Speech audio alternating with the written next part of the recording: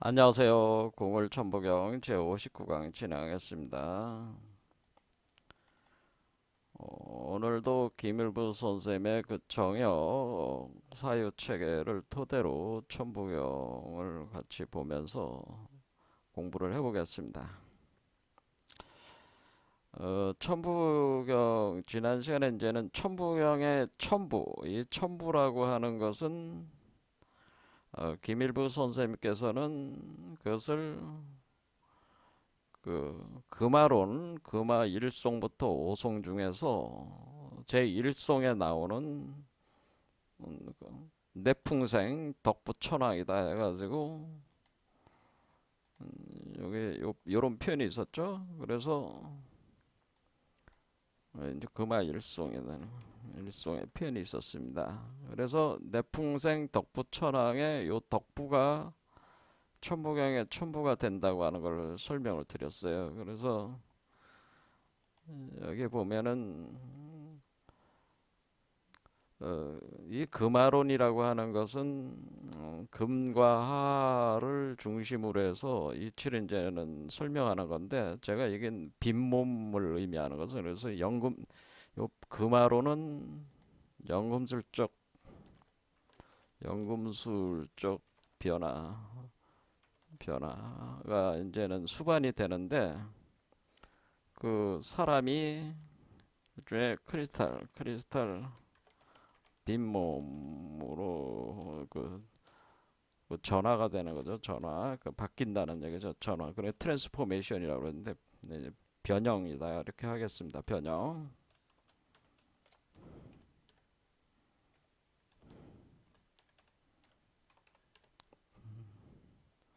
트랜스포메이션 된다고 하는 거예요. 그러니까 우리가 김일부 선생님의 정형론의 핵심은 사실은 크리스탈 빈몸 구조를 만드는 이론이 또 핵심이 되는 거예요. 그러니까 방고와 이론과 함께 크리스탈 빈몸으로의 변형을 얘기를 하는 겁니다.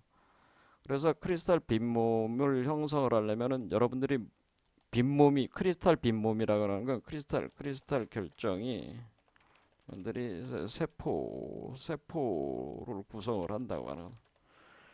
그러니까 우리 그 여기서 생성되는 이 방구의 몸이 크리스탈 결정과 같은 형태로 세포가 구성이 돼서 그 세포로 이렇게 세포들이 결합을 해가지고, 그러니까 크리스탈 세포들이 결합을 해가지고 이 몸 전체를 만든다 이런 개념이라는 거죠.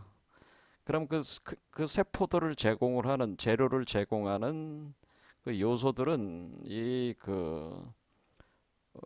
변화하는 요 사람이 포태하고 있는 거니까 요 사람도 크리스탈 빈몸으로 일단 바뀌어야 되고, 그걸 토대로 그걸 좀 더 고도화시키는 거죠. 그러니까 그거를 이 사람이 가지고 있는 거를 우리가 선도 개념으로는 오객이다, 이거를 금액이다 그렇게 하는 겁니다. 그래서 우리 나중에 이제는 보게 될지 모르겠지만 도참 비결서에서는 금동옥녀라는 표현을 쓴다는 거죠.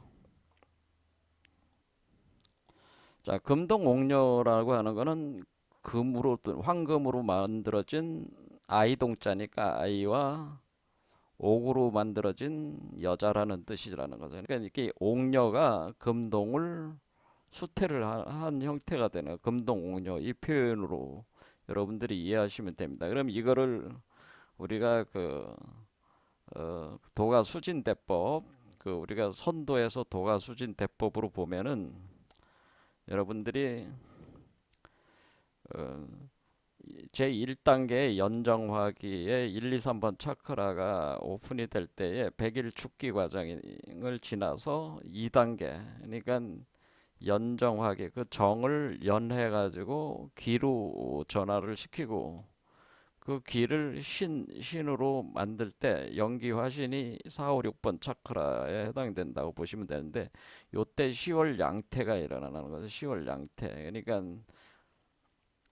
10월 양태라는 건, 10이라는 건 신무국에 하나의 달과 같은 몸이 형성이 된다는 거예요. 그것이 양태. 그러니까 그 태아가, 그래서 그 태아를 길러내는 과정이 4, 5, 6번 차크라예요. 그래서 이렇게 10월 양태가 전개가 연기화신으로 10월 양태가 전개가 될 때에 이 선도에서는 이 우주화를 가리켜서 단이라고 한 거죠. 환단이라고 한 겁니다. 그래서 오객환단, 금액환단 이렇게 얘기를 하는 거죠. 자, 그래서 여기서 보면은 요 2단계 연기화신 단계죠. 이거는 표현을 하듯이 4, 5, 6번 차크라가 되는 거예요. 그러면은 10월 양태, 그러니까 태아가 들어서 가지고 길러내는 거죠. 신무국이 되니까 10이라는 건 뭐예요? 가슴 차크라가 10이 되는 네 번째 차크라가 이렇게 십자를 그리면은 요 정중앙은 가슴 차크라가 되는데 그게 10월 여기가 되는 거죠. 10월 양태 하는데 여기서 만들어지는 게 오객환단. 그렇죠? 오객환단이 먼저 만들어져요. 네, 오객환단이 먼저 되고 그러면은 오객환단이 먼저 된다는 거는 금동 옥녀 중에 이 여자가 이 포태한 우리 자신이 오객으로 차들어오면서 그 상태에서의 요게 이제 환단이니까 환이라고 하는 거는 근원으로 돌아가는 신무국으로 돌아가는 그렇죠? 복귀 무국하는 단이란 뜻이니까 요게 바로 단이란 말이에요. 그럼 이게 이때 상태를 오객한다는 이게 일단은 몸이 이 포태하고는 이 수행자의 몸이 오객으로 바뀌어야죠. 그 다음에 이 오객을 토대로 해서 금액이 만들어지는 거니까 이때 금액이 만들어져서 되는 몸은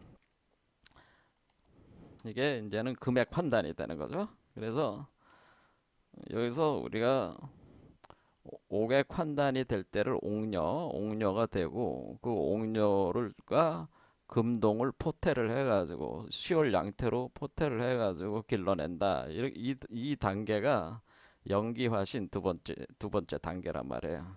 그러니까 요걸 표현해 주라는 거죠. 근데 이와 같은 그러면 우리 인간의 몸은 탄소체로 알고 있는데 이런 육체가 아니고 크리스탈 빈몸으로 바뀐다고 하는 거죠. 크리스탈 빈몸이 되는데 그 크리스탈 빈몸으로 바뀌는 걸 연금술적 과정이라고 하는 건데 그것이 에, 그 김일부 선생께서는 그거를 아주 정밀하게 설명을 하신 게 바로 그러니까 이분이 그러니까 지금 우리 몸이 신선이 되는 그 메커니즘을 이렇게 금동 옥녀가 되는 이 내용을 설명해 놓은 게 금화론이라고 하는 거예요. 금화론. 그러니까 이 금화론이라는 것이 그래서 이제 이걸 금화론이라고 하는 것이다. 이거를 금동 옥녀가 되는 요 과정을 총체적으로 설명하는 게 김일부의 금화론이다라는 금화 사상이다라는 이해가 되시죠? 그래서 굉장히 중요하다는 게 금화. 그래서 불화. 그래서 우리가 금속 그러니까 우리가 옥이나 금과 같은 거를 불로 연단을 해가지고 변화시키는 금화의 변화가 있는데 이거를 어떻게 해석을 이제 얘기를 하게 되자면 이 금화가 이렇게 되는 이 메커니즘, 이 전반적인 이 메커니즘을 요 앞에서 글을 통해서 얘기할 때 금화호택 도역질이 이렇게 표현을 해가지고 금화호택 도역질이라는 그 과정을 통해 가지고 크리스탈 빈몸으로 바뀐다. 그래서 그 이론적 체계를 이렇게 되는 금동 옥녀가 되는 과정을 그것을 금화 그 이론적으로는 금화호택 도역질이다 이렇게 하기도 하고 예. 그러니까 금화가 서로가 서로의 집이 되면서 그러니까 피드백 된다네. 그래서 도라는 게 뭐예요? 여기서 넘어지는 게 도고 이건 역이잖아요. 그러니까 여기서 이렇게 그러니까 상승해서 하강이 되는 게 도고 넘어진다는 뜻이고 이렇게 하강에서 상승으로 전환되는 게 그것이 역입니다. 그러니까 도역질이 그러니까 금과 화가 서로 서로가 서로를 향해서 가는 거죠. 그래서 도역질이 우리 어, 현대적인 언어로는 피드백이라고 생각하세요. 피드백. 그래서 금과 화가 서로 피드백되는 과정인데 이거는 마치 이제는 제가 이제 설명하면 시간이 너무 많이 흐르니까 설명을 안 하는 건데 이제 이게 이제는 나중에 여러분들이 그 설명할 기회가 있을지 모르지만 일종의 중성자별이 생성되는 그 우주에서 중성자별이 만들어지는 과정하고 비슷해. 중성자별이 생성되면서 그것이 블랙홀이 되는 그렇게 되는 그러니까 초신성 폭발 그러니까 이 과정 자체가 상당히 초신성, 소신성 폭발 슈퍼노바죠. 초신성 폭발과 그리고 중성장별이 생성되고 블랙홀이 만들어지는 그런 거하고 상당히 이치가 비슷하게 흘러가는 겁니다. 그러니까 이게 우리 몸에서 엄청난 우주적 변화가 일어나고 있는 거예요. 사실은 초신성이 폭발하고 중성장별이 생성돼 블랙홀이 만들어지는 그러니까 이 자체에 그게 만들어 이 안에 블랙홀이 또 만들어지는 거죠. 요 중앙에 그렇죠. 요 가운데 중앙에 블랙홀이 또 만들어지는 거니까 그 과정하고 비슷하단 말이에요. 굉장히 심오합니다. 그러니까 이게 우주론을 모르면은 우주 물리학적 과정을 모르는 사람들은 이 정역을 해석하기가 굉장히 어렵다는 거예요. 자, 그러면 이렇게 금화 사상, 그러니까 이 금화 일송부터 오송까지의 그 내용인데 여기도 또 다른 말로 금화호택 도역지리를 금화호역 불역정역 이렇게 했단 말이에요. 네, 금화호역 불역정역이라는 말로 또 다시 표현을 해줍니다. 자, 그래서 이것은 금화호택 도역질이고 다른 표현으로는 금화호역 불역정역.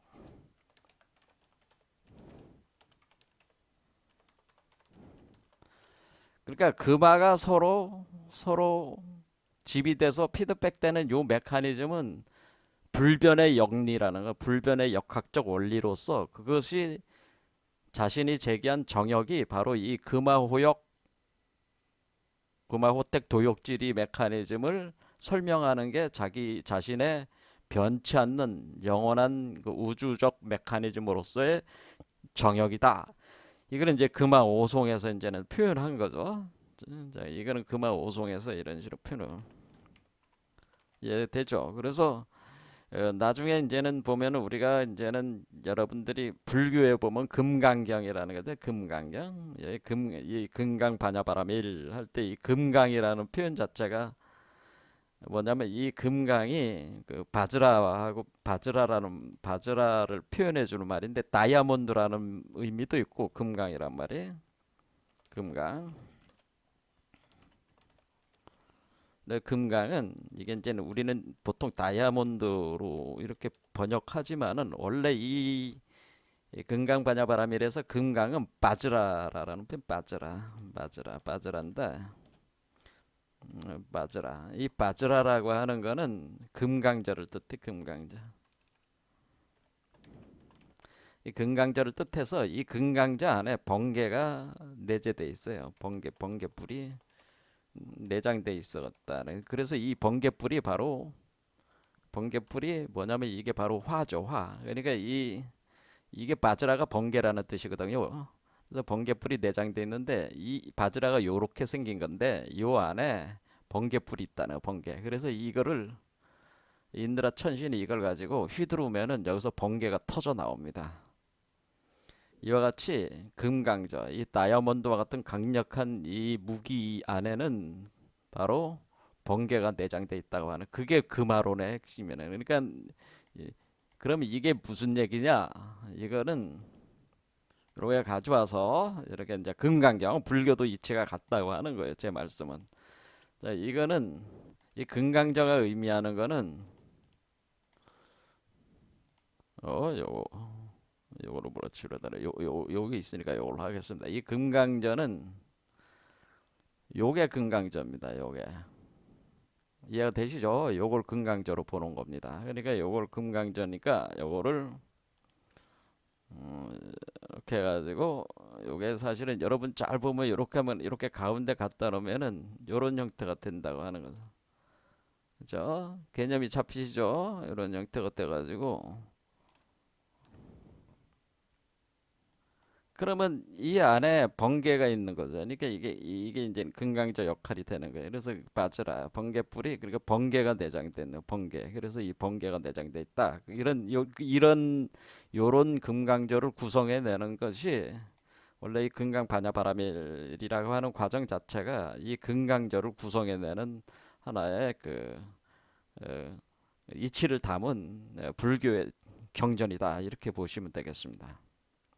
그러니까 여러분이 만약에 어떤 존재가 여기에서 이렇게 돼가지고 요 10월 양태에 걸쳐가지고 요 세 번째 7, 8, 9 단계는 연신환호 상태로 이렇게 올라오면은 이 존재는 마치 금강저하고 비슷해가지고 여기서 번개가 터져 나간다는 거죠. 번개가 터져 나가고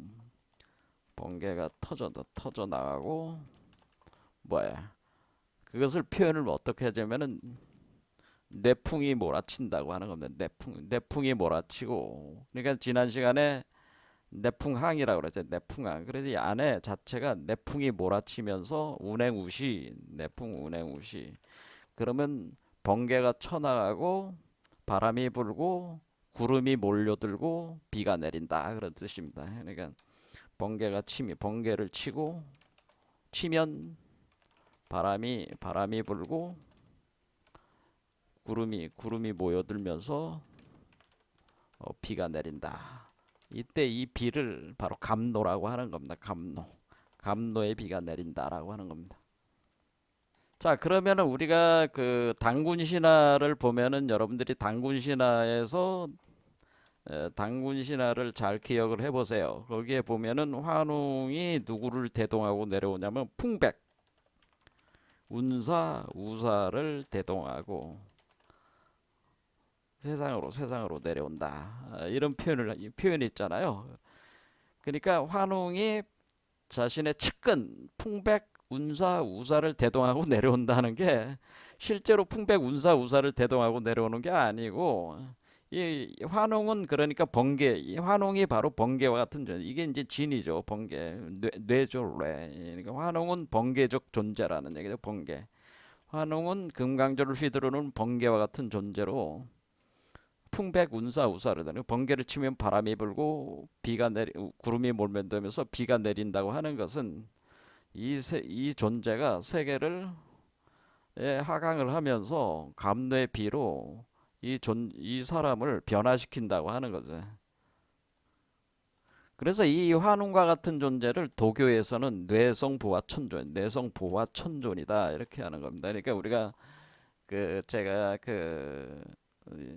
우리 궁울빛 아카데미에서 외우는 주문 중에 하나가 도교 주문이 있는데 구령삼정주가 있죠. 구령삼정주에 보면은 맨 마지막 문장에 내상보화천존 옥청진황 이렇게 돼 있잖아요. 옥청진황.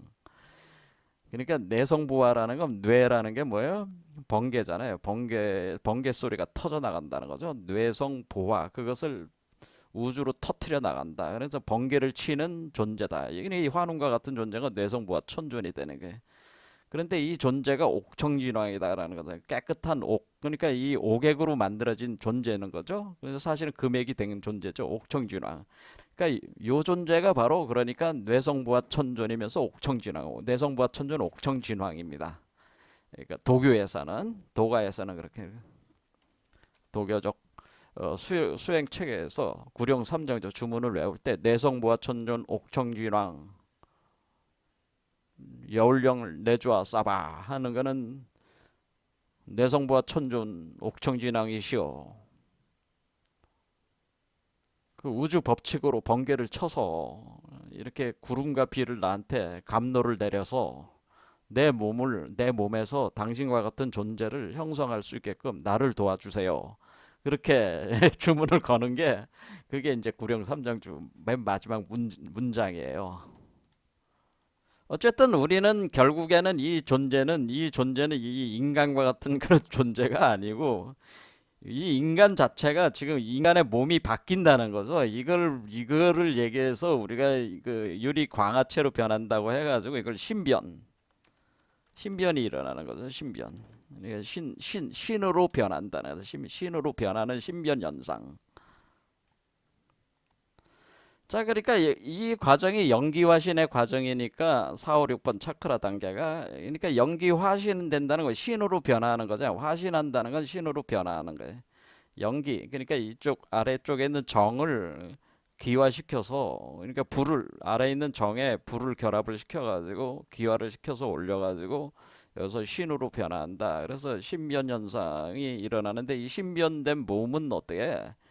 우리의 일반적인 몸이 아니고 크리스탈 유리 광화체가 되는 것이다. 그래서 만약에 도를 제대로 그 깨달은 사람이라면은 신변이 일어나야 되는 거죠. 신변이 없는 사람은, 그러니까 신변이 일어나지 않은 사람들, 그러니까 신변이 일어나지 않았다면 그 사람 뭐예요? 도를 증득한 게 아니에요.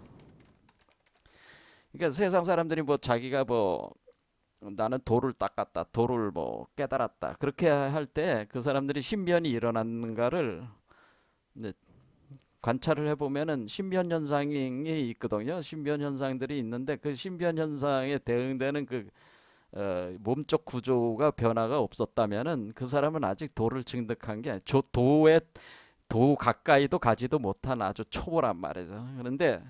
근데 대부분의 사람들은 이 착각과 망상에 빠져서 자기가 도를, 자신이 도를 이뤘다고 착각하는 그 미치광이들이 많다는 거죠. 이런 자들을 가리켜서 우리가 사마외도에 빠진 자들이. 도라는 게 그렇게 쉽게 얻을 수 있는 게 아닙니다. 엄청난 그 집중력과 노력을 해야지만 이루어지는 겁니다. 그런데 이런 걸 하려면 제일 먼저 제대로 갖춰야 되는 거는 견지가 제대로 돼 있어요. 견지라고 하는 것은 우리가 어떤 이 전반적인 이치에 대해서 우리가 그 이치를 먼저 이해를 해야 된다는, 깊이 이해를 해서 하고 수행을 해야 되는데, 대부분의 사람들이 이것이 돼 있지 않은 상태에서 그냥 뭐 호흡한다, 뭐 그 차크라로 쿤달리니를 활성화한다, 뭐 이런 짓들을 자꾸 하는데, 그것은 그 일종의 망상에 빠지는 거예요. 자기 망상, 환영에 빠지는 겁니다. 이제 궁극적으로 이제 나중에 보시면 알겠지만 이 금동옥녀도 이것도 망상입니다. 이게 이제 불가적으로 이제 더 깊이 들어가면 금동옥녀가 된 것도 망상이에요. 그러니까 이것도 아직 갈 길이 있다는 거죠. 이걸로 나온 걸로 끝난 게 아닙니다. 자, 그 얘기까지 하면 여러분들이 너무 그냥 머리가 돌아버리니까 제가 얘기를 안 하는 것뿐입니다. 그냥 여기까지 나오는 것만 해도 엄청난 일이니까 요거까지라도 제대로 하는, 요거까지 안 나와도 돼요. 가슴까지만 오더라도 엄청난 거예요, 사실은. 자, 그렇다 이거죠. 자, 그래서 이렇게 금화론이라고 하는 거를 이제는 집중적으로 얘기를 하신 거고, 그러니까 이분도 분명히 연금술적 변화에 의해서 크리스탈 빈몸으로 바뀌어야 된다는 걸 얘기를 하신 거고, 그 얘기를 한 번 더 얘기한 게 11음에서 그거를 우리가 이렇게 표현한 거죠. 화명금청해 천지청명하다라고 하는, 구이착종해 화명금청, 화명금청해 천지청명, 천지청명의 일월광화, 일월광화의 유리세계, 세계의 상제조림, 상제조림의 우이이, 우이이의 정정방방, 정정방방의 호호무량, 이렇게 이제 표현을 한, 이런 식으로. 이게 이제 11음이라고 하는, 그게 이제 거의 정역의 마지막 부분에 있습니다. 거의 마지막 부분에 있는데, 이게 이제 그거를 얘기를 한 거죠. 그러니까 요거를 이제는 좀 설명을 잠깐 하자면은,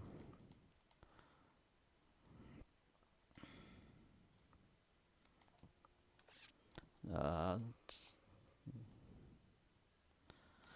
자, 구이착종이라는 건, 구라는 거는 금을 뜻하고 이라는 걸 불을 뜻하는 거예요. 불. 그래서 그러니까 금과 화가 서로 착종한다는 얘기는, 이게 그러니까 금화 호택 도역질이가 그 구이착종이란 말과 같은 얘기죠. 이게 구이착종이구나. 숫자로는 구이착종한다. 서로가 서로를 뒤집어지면서 도역한다라고 하는 거를 구의 착종이라고 또 얘기를 한 겁니다. 그러니까 이게 금화호택 도욕지리가 구의 착종이다. 그러면은 화명금청, 그러니까 화가 빛이, 그러니까 불이 타오르면서 빛이 방출되니까 밝잖아요.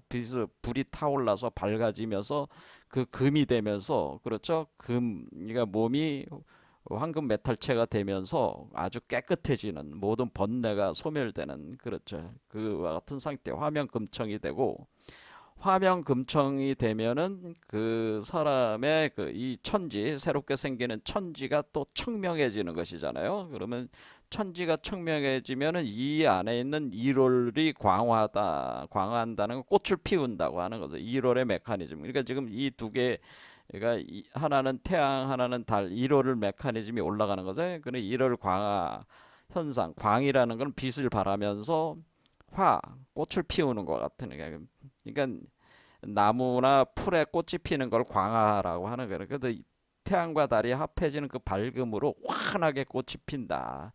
지금 이 올라가는 이 과정이 뭐냐면은 이렇게 그 우리 이 나무에 꽃이 피는 과정입니다. 꽃이 여기까지 오면은 요때가 진사월이 됩니다. 진사월, 시기적으로는 진사월이 돼서 꽃이 환하게 피는, 흐드러지게 피는 현상이 일어나는, 그러니까 그 빈몸이 된다는 걸 또 이렇게 표현해. 그러면서 유리세계가 도래를 한다는 거죠. 유리세계가 도래를 한다. 세계의 상제조림. 그래서 상제가 뭐예요? 원래 여기 있었던 하나님께서 그 임재해서, 그렇죠, 빛을 비추어 가지고 이렇게 이 안으로 그러니까 이게 원래 여기서는 내감 반조라고 해서 관해 가지고 빛을 보내면은 여기서 불이 타오르면서 불이 방출되니까 여기가 환하게 보일 거 아니에요. 그런 형태가 상제조림. 그러니까 요게 하나님께서 임재한 모습이라는 거죠, 이게. 그러니까 이게 이 상제조림하는 현상은, 그러니까 결국 이 최수훈 선생께서도 지금 하늘님이 궁을 영부를 그러니까 지금 최수훈 선생께서 강령 받으신 거 아니에요. 그래서 하나님의 강령을 받아가지고 자기 몸 속에서 그 궁을 영부가 하나님께서 주신 궁을 영부를 운영을 해서 신선으로 화하듯이 김일부 선생도 사상이 똑같죠. 왜냐하면 상제조림 사상이란 말이야. 상제조림. 이 상제가 내려와서 여기서 조림하는 현상, 여기서 불이 타오르면서 차크라들의 불이 타오르면서 여기서 임재하는 현상이 이렇게 일어나는 거다. 그럼 상제조림하면 우이의 정정 방법. 우이라는 거는 그러니까 이 크리스탈 결정과 결정들이 이렇게 하나로 합쳐 나가는 과정이라고 생각하시면 돼. 그러니까 여러분들이 애가 태어날 때 하나의 세포로부터 여러 개 세포가 이렇게 분할이 되면서 나오면서 발생 과정을 거치잖아요.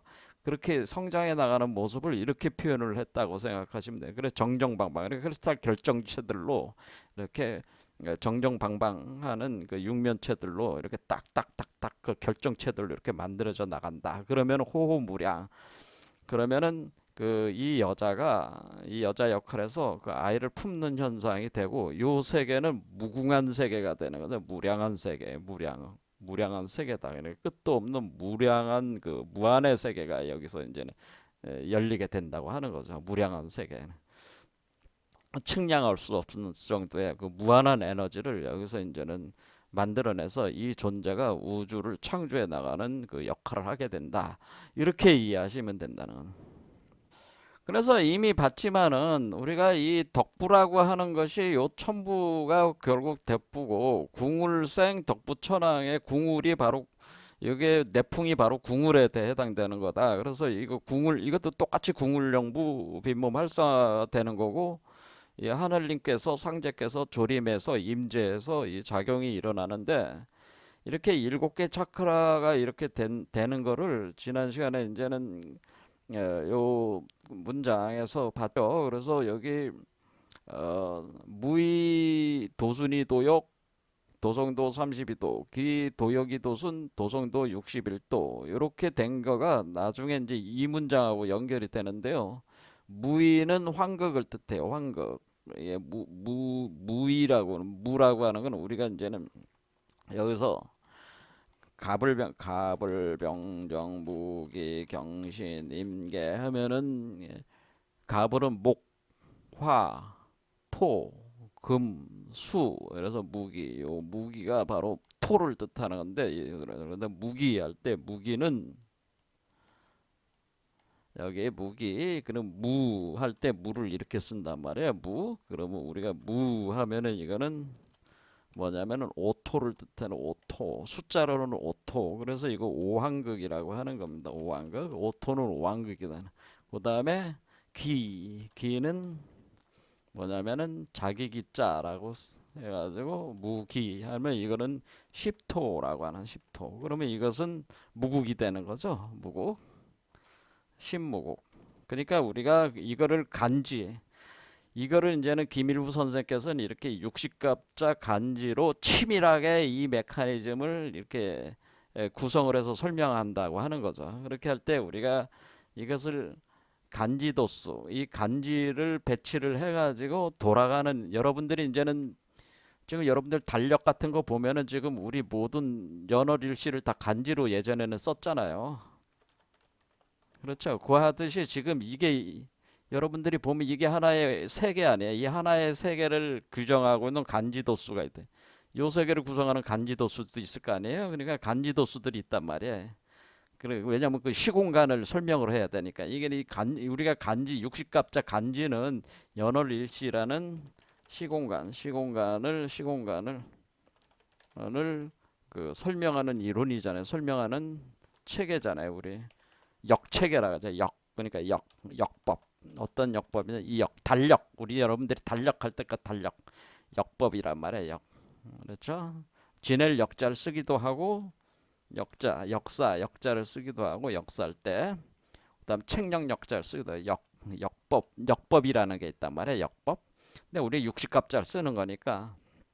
그래서 이거를 갖다 이제 배치를 할 때 가불병정 무기경신임계 십간에서 신무, 그러니까 오무가 오왕극이고 육기 여섯 번째 기가 십토란 말이에요. 오행수로는. 그럼 신무기다. 그래서 이거를 여기 무의는 왕극이라고 했죠. 그래서 여기 황극 최위 도수 이렇게 돼서 무술기의 무진기사 이렇게 하면은 이런 것이 간지가 되는 거죠. 이런 식으로 배치를 한다는 거예요. 그다음에 기위는 무국 최위 도수, 무국이라고 그랬으니까 기는 그렇죠. 기사 무진 기의 무술. 그래서 이 메커니즘을 설명을 하는 거예요. 그다음에 태음이라고 하는 것은 달이니까 월극 최이도수 해가지고 경자 무신 임자 경신 기사 초초 일도 유이무 5일 이후 이수 30 이런 식으로 설명.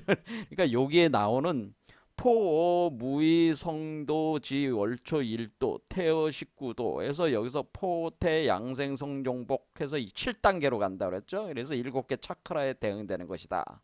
포태 양생 성종복이라고 하는 이 과정을 성, 종, 복 지난 시간에 설명을 했습니다. 하지만 상세하게 설명은 안 했으니까 대강 이렇게 다시 한번 보는 겁니다. 이렇게 포태 양생 성종복 7단계를 요 경자 무신 임자 경신 기사 이 간지도수로 가지고 설명을 하는 거예요.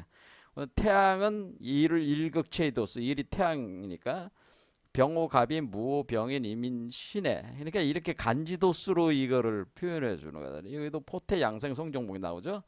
그래서 우리가 이 무기라고 하는 건 십토, 오토는 오왕극, 신무극. 그래서 지금 우리가 여기 그 천부경에서 여기서 천부경에서 오는 오왕극이고 십은 신무극이라고 얘기를 한 거죠. 그래서 그것이 우리 토는 중앙이니까, 그렇죠? 토는 중앙에 있단 말이에요. 여러분들이 이제는 하도 낙서를 보면은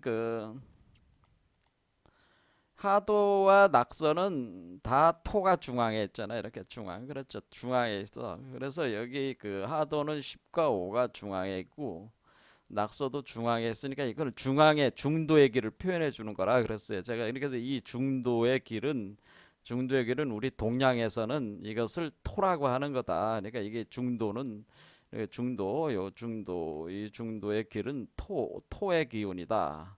그래. 그래서 이것을 무기토로, 요거 무기토의 운영으로 이걸 설명을 한 거고요. 그리고 요것이 1월이라고 하는 것은 태양, 태음 이렇게 해서 일극체이도, 요거 이렇게 가는 건 일극체이도수로 설명하고, 요거는 월극체이도수로 설명해서 7단계로 이렇게 가는 거를 가지고 이 체계를 설명을 했다, 그런 얘기죠. 그러니까 이게 이분이, 그러니까 이거 이 한마디로 그 우리가 따지면은 우리가 그냥 그 이쪽 산맥 삼맥칠륜, 그러니까 우리가 뭐야, 산맥이라는 게 이제 세계 삼나디 7차크라 이론이죠. 7차크라나 같은 개념인데, 이거를 지금 그 김일부 선생은 사상 분체 도수라고 하는 거를 지금 가지고 설명을 하는 건데, 사상 중에 두 개, 무의기위는 황금무국계에 해당되니까 이게 하나로 보면은 이 삼맥칠륜 삼나디 7차크라 이론을 사상 분체 도수라고 하는 그 삼나디 7차크라랑 삼맥칠륜의 운행 메커니즘을 설명한 거란 말이야. 그러니까 삼맥칠륜의 운행 메커니즘, 운행 과정을 60갑자 간지 도수로 설명하고 있다라고 하는 거예요. 그러니까 이거를 엄청나게 그 심오한 거죠. 이렇게 지금 이렇게 설명한 사람이 아무도 없어. 전 세계에서. 그냥 이게 대강이 이렇게 사람들은 삼맥칠륜, 7개 차크라, 거기서 이제 운행을 이렇게 하는 거다, 대강 그 개념이 있을 뿐이지, 이거를 하나하나 그 간지를 거기다 배당을 해가지고 어떻게 다음엔 어떻게 되고 다음엔 어떻게 되고, 이거를 간지도수를 이렇게 할 정도로 이런 식으로 치밀하게, 그러니까 이 김일부 선생은 야 죽었다 깨나도 제가 생각할 때는 이 김일부 선생의 수준, 이분의 그 뭐야 치밀함, 심오함은 도저히 측량 불가의 분이세요. 그래서 이 정역을 이해를 하게 되면은 사실은 지금 우리 궁울영부 빈몸 활성화, 그냥 궁울빛 아카데미에 있어서 제가 얘기하는 궁울영부 빈몸 활성화 과정을 아무래도 동양 철학적 체계에서 그 완성을 본 분이 사실 김일부 선생이다, 이렇게 보시면 돼. 그러니까 우리가 궁울 영부 빈몸 활성화를 설명하는, 뭐 100% 완벽한지 아닌지 저도 모르죠. 근데 그러니까 그 심오함이 너무나 심오하니까 거의 완벽한 게는, 이거는 제가 측량 불가의 분이시니까 그렇죠. 제가 감히 뭐라고 얘기할 수 있는 분은 아니에요. 근데 거의 완벽한 이론 체계를 만든 게 이게 정형론이라고 하는 겁니다. 그러니까 이게 무시무시한 이론입니다. 이게 저는 언젠가 한번 정역을 다시 한번 해석을 여러분들한테 전체적으로 다 해석을 해드리고 싶어요. 저도 공부를 또 하면서. 자, 그러니까 김일부 선생도 따져보면은 삼나디 7차크라 이론이 있는 거죠. 그러면서 김일부 선생께서 선도에 있는 5개 금액 생성론을 금화론으로 전개를 한 거니까 이게 다 있는 거죠. 김일부 선생께서 이걸 다 설명해 놓으신 거죠. 그런데 그냥 설명한 게 아니고 그 우주적 메커니즘 이치로 설명을 하신 거란 말이야. 그러니까 이렇게 그 선도에서 설명하듯이 이렇게 설명한 게 아니고, 설명하는 방식이 역학적 체계로서 설명을 치밀하게 하셨기 때문에 제가 볼 때는 이 역학적 체계로 이 그 도가 수진대법을 나름대로 접근을 하는 게 중국에서는 주역 참동계라는 게 있는데, 그거를 훨씬 능가하는, 몇 배는 능가하는 그런 사유 체계를 전개를 하신 겁니다. 김일부 선생님 놀라우신 분이죠. 자, 그래서 우리가 이제는 김일부 선생님의 그 철학 체계는, 일단 첫 번째는 방고화 이론이 되는 거고, 두 번째는 그 덕부천왕으로 표현했다는 거죠. 궁울영부가 내풍생 덕부천왕 이렇게 되는 거고, 세 번째는 뭐가 있었던 거예요? 연금술적 변화가 일어나는 그 유리광화 세계의 노래를 하셨고, 그리고 네 번째 지금 보시는 게 뭐예요? 지금 그 산맥 7차크라, 7차크라 이론을 체계를 뭐로 한 거예요? 사상 분체 도수로 표현을 하신 거죠. 자, 대강 우리가 지금 본 내용들이 대개 이런 내용들이라고 하는 겁니다. 그러면은 우리가 여기서 지금 그 김일부 선생님의 최고의 그 이분이 이제 깨달은 게 그 정역이잖아요, 정역. 그런데 정역에 대해서 조금 설명을 하고는 가야 되지 않겠습니까? 그 정역을 이분이 그 54세 때에 정역 8개를 완성했는데 정역 8개가 이렇게 생겼다고 하는 거예요, 정역 8개. 그럼 정역 8개가 무엇을 의미하는 거냐? 우리가 8개라고 하면은 3개가 있습니다. 그래서 이거에서 삼역 8개라 이렇게 합니다. 그런데 이 삼역 8개에 대한 내용이 설계전의 그 3장이라보다는 4장으로 하는 게 좋겠습니다. 4장 설계전 4장의 그 주역을 보시면은 여러분들이 주역은 이제는 문항과 주공이라는 사람들이 이 사람들이 성인급이라 역경을 만들고 그 역경을 10익을 붙인 사람이 이제 공자로 알려져 가지고 그걸 합쳐서 주역이라고 합니다. 근데 공자가 쓴 10익 중에 설계전이라고 하는 게 있습니다. 설계전. 이 설계전의 내용을 읽어보면은 그 8개의 기본 8개 구조가 3개가 있어요. 그래서 설계전 4장의 묘사를 하고 있는 게 선천복귀 8개라고 하는 겁니다. 그런데 선천복귀 8개를 이렇게 이 형태를 딱 보면은 어떻게 돼 있냐면은 이게 여기가 건계가 있고 곤계가 있어요. 건계는 아버지, 어머니란 말이에요. 그래서 어머니는 아래 있고 아버지는 위에 있는데 아버지는 하늘이고 엄마는 땅이잖아요. 땅인데 두 개가 팍 팽창하는 밖으로 나가는 상. 그러니까 안에서부터 밖으로 그어 나가는 이렇게 나가는 상이란 말이에요. 밖으로. 그러니까 이것은 뭐냐면은 선천복귀 8개라고 하는 것은 씨앗을 뿌려가지고 씨앗이 이제 그러니까 이걸 우주로 따지면 빅뱅 현상을 설명한 게 빅뱅 터져 나가는 그러니까 그 태극이 씨앗이 심어져 가지고 그러니까 요게 원래 가운데가 비어 있어. 비어 있다는 건 공이라는 거지. 이게 공. 이 공이라고 하는 그 무국 이 신무국에다가 씨앗을 심었더니만 요게 밖으로 터져 나가면서 우주를 구성해 나가는 거를 설명한 게 이게 보여주는 게 선천복귀 8개예요. 빅뱅 현상. 그러면은 이게 터져 나가면은 만물이 형성이 되면서 그 각각의 만물에서 가령 인간인 경우에는 이제 후천문항 8개라고 하는 거는 그 각각의 생명나무가 자라가지고 거기서 씨가 떨어지고 다시 나무가 계속 자라나가는 이 형상을 표현해주는 그러니까 이것은 빅뱅이라는 건 우주가 태어나는 그런 과정을 설명한 거고 이거는 우주가 성장하는 과정 그렇죠? 설명을 한 거고 그 성장하고 그러면은 그 이 우주가 궁극적으로 목표를 하는 거는 각 사람 속에다가 그 후천 문항 8개가 돌아가는 각 사람 속에 그 열매 그러니까 그 열매가 뭐예요? 그러니까 지금 그 열매가 요게 열매가 되는 거죠. 이게 진짜 열매란 말이야. 이 마지막 최종적 열매를 구성을 하는 완전한 완성, 그 우주의 완성, 그 기본 완성이 생장성 이렇게 이제는 표현을 해준단 말이에요. 그런데 여태까지는 그 중국에서는 선천복귀 8개와 후천문항 8개까지 알았어요. 그러니까 이걸 누가 알았냐면은 소강절이라는 사람이 아주 유명한 그 역학자가 있는데 북송 시대 이분이 이제는 엄청나게 이분도 이제 우주 이치를 관통해서 깨달으신 분인데 이분이 이제 설계전을 보니까 거기에 4장과 5장에 이런 괴 형상을 설명하는 게 있더라. 그러니까 공자가 설명하는 게 있어서 보아서 요거를 이렇게 배치를 하게 되는 게 소강절이 하게 되는 겁니다. 그래서 선천 후천 얘기가 또 여기에 이제는 그 결합이 되는 거죠. 그래서 선천 복귀빨 후천문화.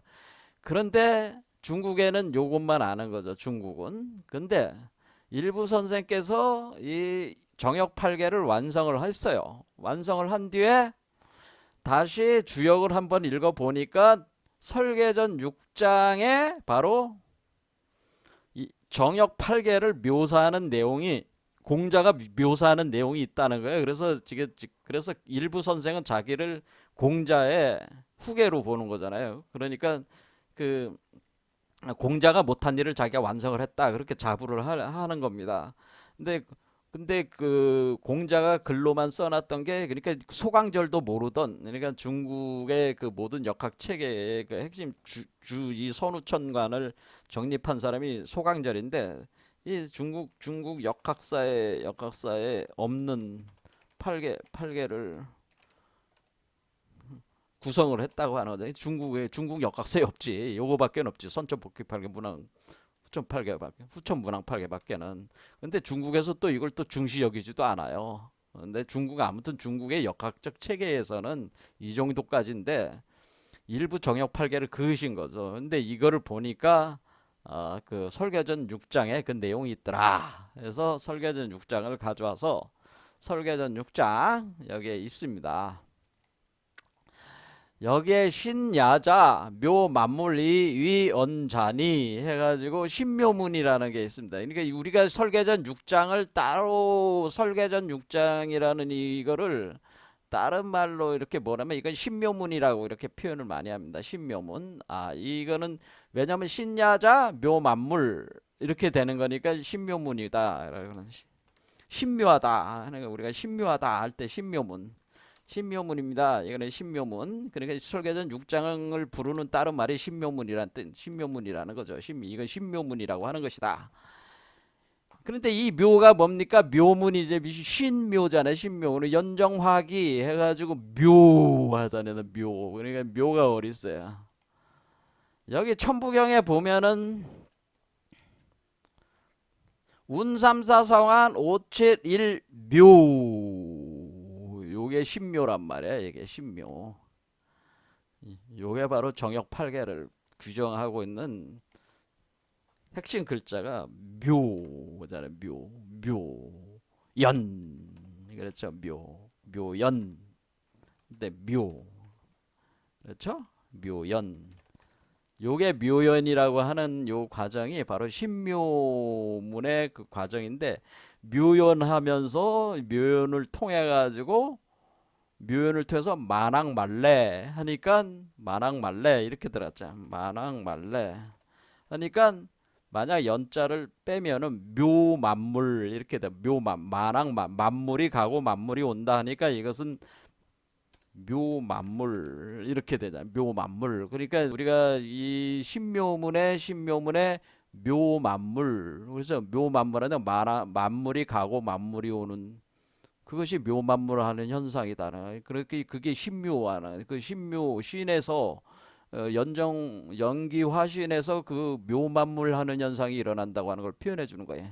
자, 그러니까 우리가 천부경과 연결이 되는 거죠. 묘자고 묘연. 자, 그래서 여기서 우리가 쭉 이제 읽어보면은 요 내용들이, 지금 시간이 없으니까 뭐 해석은 할 수는 없고, 요게 이제는 쭉 내용들이 요거를 요 정역 8개를 얘기하는 내용이다. 그렇게 이제는 그 김일부 선생께서, 내가 보니까 이게 내가 만든 정역 8개에 대해서 공자가 이렇게 글을 써놓은 것이다라는 걸 직관적으로 알았다 이거예요. 그래서 여기 보면은 산택이 통기 연후에야 능 변화하여 기성 만물하니라 야하니라 하면서, 그 만물이 종만물 시만물자는 막성호간이다 라는 거. 종만물 시만물 한다는 거는 뭐예요? 이 만물이 끝마치고, 종만물이라는 게 뭐예요? 종만물. 자, 그러니까 우리가 여기서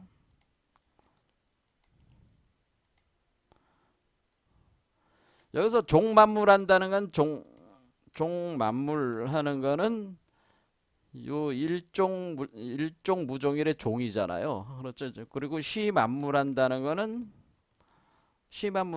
일시무시일이잖아요. 시만물. 그러니까 시만물자는 막성호간이다. 간이다. 그것이 간. 그래서 이 간이 뭐냐면은 이걸 간동을 얘기하는 간동. 그래서 여기서 얘기하는 간동. 그래서 이거를 간동이라고 하는 건데요. 뭐 이걸 설명할 만 시간이 또 한도 없이 그냥 또 갈 수밖에 없어요.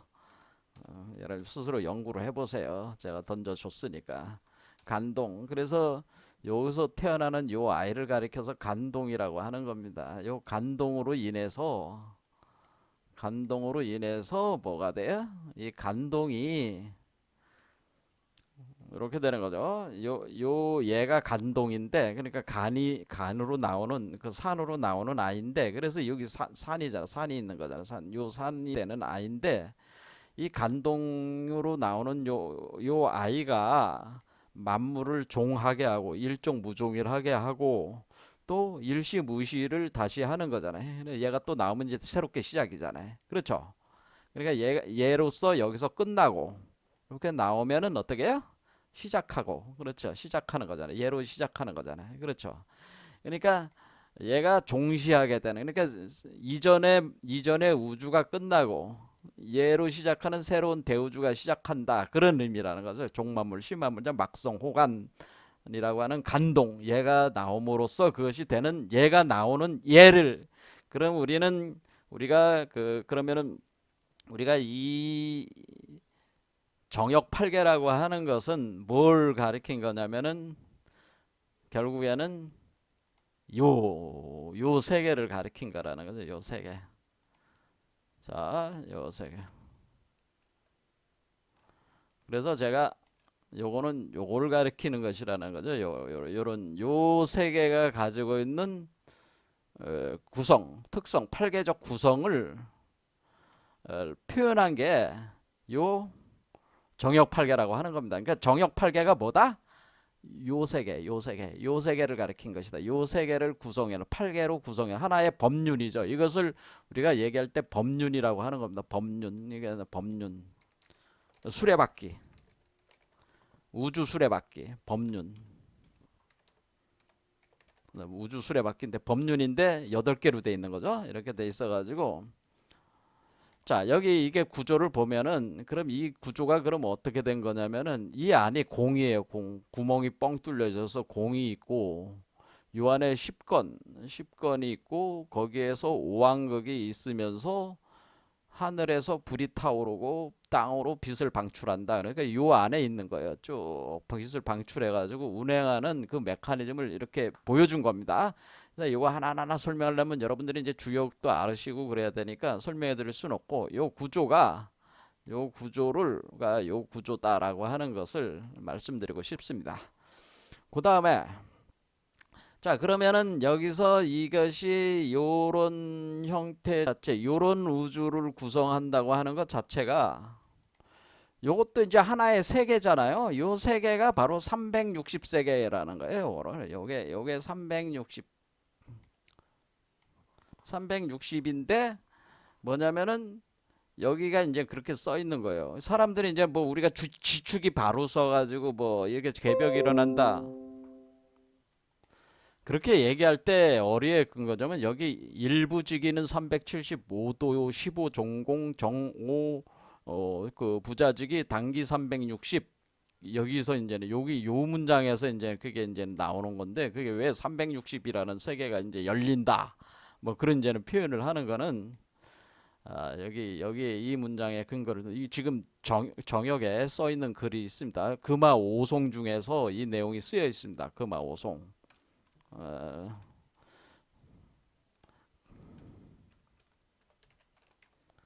이 금화 오송을 보면은 거기에 이제는 요임금일 때는 1년이 366일이었어요. 근데 순임금일 때는부터 지금까지 365와 2호일이잖아요, 지금. 근데 일부지기, 그러니까 일부의 세계라고 하는 것은 375인데, 여기서 375인데 375 빼기 15다라고 하는 얘기예요. 그러니까 원래 일부의 세계는 375인데 거기서 15가 종공된다. 그래서 종공이론이라는 게 있는 게. 그래서 종공. 그리고 여기서 종공이다, 이런 표현 자체가 뭐냐면은, 이 공사상이네. 불교 공사상이 불교의 그 공사상을 여기서 흡수하고 있다는 거예요. 그러니까 지금 불교에서는 불교 사상이 뭡니까? 그러면 공사상 아닙니까? 공사상이 핵심인데 그럼 공이 뭡니까? 이렇게 얘기할 때 불교를 저기 하시는 분들 공이 뭔지 아는 사람이 모른다 얘야. 지금 불교 하시는 분들 중에서 절에서 나름대로 그 선종 공부하시는 분들 중에서 나름대로 그 공부가 깊으신 분들한테 공이 뭐냐 이렇게 물었을 때 이분들은 대부분 하는 얘기가 다 관념적인 얘기들이란 말이에요. 근데 김일부 선생은 그렇게 얘기하는 게 아니고 우주적 구조로 설명했다는 거예요, 공을.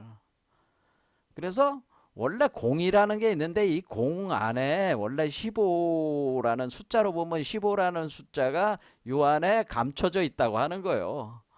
그리고 겉으로는 360이라는 게 있어가지고 총체적으로는 375라고 하는 거예요. 그러면은 그 5부자지기 그러니까 그래서 공자가 15종공이 있는 거는 설명을 못하고 겉으로 드러난 360만 공자가 설명을 했다고 하는 거예요. 이 얘기는.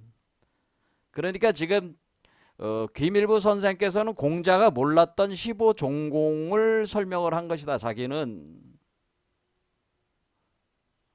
왜냐면 공자가 자기 그 개사전에 360세계가 열린다고 하는 걸 얘기를 했단 말이에요. 그러니까 360세계가 열리면은 365와 5.25가 떨어져 나가면서 360이 돼야 되니까 사람들은 지축이 바로 서야지 그게 되는 거 아니냐 이렇게 황당한 얘기를 하는 사람인데 그건 황당한 얘기고 김일부 선생은 지축이 바로 쓴다 그런 얘기를 한 적이 없어요. 여기 정역이 없어. 근데 자꾸 정역을 자꾸 지축이 바로 쓰는 거라고 자꾸 그다 쓰잘데기 하면 제가 욕이 나오려고 그래. 그게 무슨 누구의 타너 스님이 그런 얘기 했다고. 만약 그분이 그런 얘기 했다면은 정역을 제대로 모르시는 거예요. 그리고 이걸 주도로 펼치신 분이 한동석이라는 분의 우주변화의 원리인데 제가 볼 때는 시간 낭비고 에너지 낭비입니다. 그런 책을 읽고 있다고 하는 그분이 물론 대단하신 분이긴 하지만은 제가 볼 때는 그게 아니라 정역은 새로운 우주 세계가 열리는 걸 얘기하는 거지 지축이 바로 서는 정도를 얘기한 게 아니에요. 우주에 대한 얘기를 한 것이다 그런 얘기를. 근데 어쨌거나 그 우주적 구조가 지금 우리가 체험하고 있는 태양계에 체험하고 있는 우주적 구조는 365와 2호인데 360으로 바뀐다는 얘기예요. 그런데 원래 이 360세계는 겉으로 360이고 그 안에 있는 숫자가 15라는 게 숫자가 감춰져 있다고 하는 거예요. 그 얘기는 하도 속에 하도로 돌아간다고 하는 겁니다. 이게 여러분들이 이렇게 보면은 하도가 지금 여러분들이 하도가 이 중앙이 5, 10이잖아요, 바깥에. 그러니까 요게 15 전공된 상태란 말이야. 그래서 지금 제가 말씀을 드렸잖아요. 이게 얘가 운영하는 게 하도라고 그랬잖아요. 얘가 운영하는 게. 그러니까 얘가 운영하는 하도적 구조가 되는 것이에요. 사실은 15 전공이 되는 것이다. 그런 얘기. 그런데 이 공사상이라는 이 공이라고 하는 것이 불교에서 얘기하는 자성공 상태라면 자성공. 그러니까 이 공이 본체라고 하는 그 사상하고 같은 개념이야. 근데 그걸 구체적으로 15라는 숫자를 넣어가지고 15종공이다.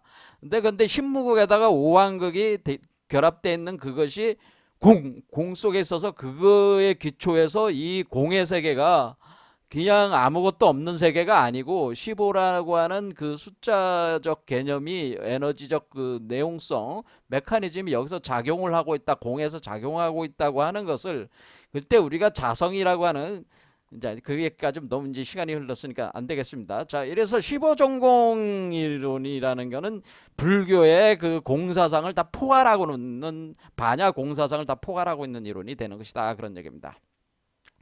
자, 그래서 금강경의 이제 설명까지 하려고 그랬는데 시간이 없어서 오늘 여기까지 하고 김일부 선생님에 대한 이 정역 강의는 여기까지 하겠습니다. 이 공사상과 연결을 해서 그 불교의 금강경의 32장을 설명하면은 좋겠는데 너무 또 시간이 안 되니까 여기서 이제 중단을 해야 될 것 같아요. 자, 그래서 다음 시간에는 강진산 선생의 현무경 가지고 좀 해보겠습니다. 오늘 여기까지 하겠습니다. 감사합니다.